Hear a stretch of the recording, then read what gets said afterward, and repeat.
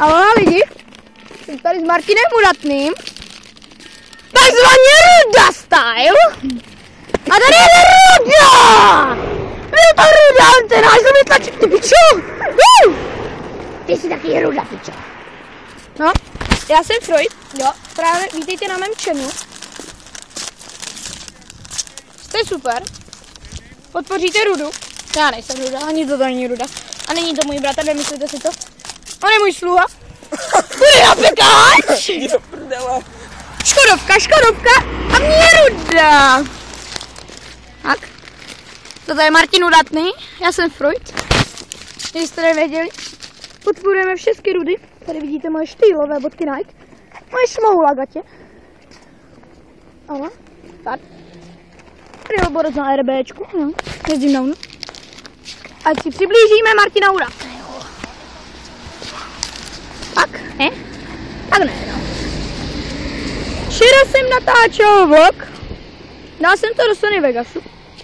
Hodilo mi to chybu. Protože Martin Udatný nebyl na Pánovi, ani na Pekáču. Ano. Budou to úplně ulítlé vlogy. Ani jsem tam nesměřoval. Ano, vidíte? Moje štýlové bodky Nike. A na grill. Já Martin jde na grill, já jdu na Pekáč. Dneska jsme měli akademii. Nějaký kluk vedle mě šel, tak jsem mu řekl, že půjde do polívky. A na všechny jiné jsem řval, že půjdou na Pekáč. Bylo to hustý. Tak bylo to úplně bezkonkurenční. No, mám možná špinavou držku. Čereme tady nějaké si krekry. Nevím, co to je. Jo, mám trošku rýmu, je trošku větší zima. Čili ještě jednou vítejte na mojem channelu. Necháme mravencov.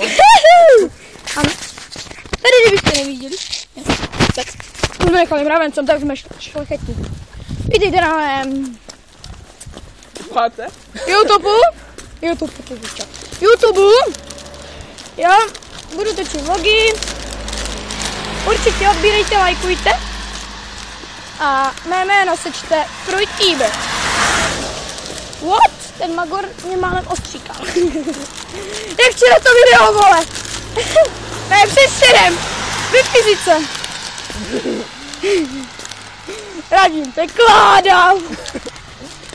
No takže, pro dnešek to asi končím, jo? Je to můj první vlog, jak se nedívte, že jsem happy. No a čus.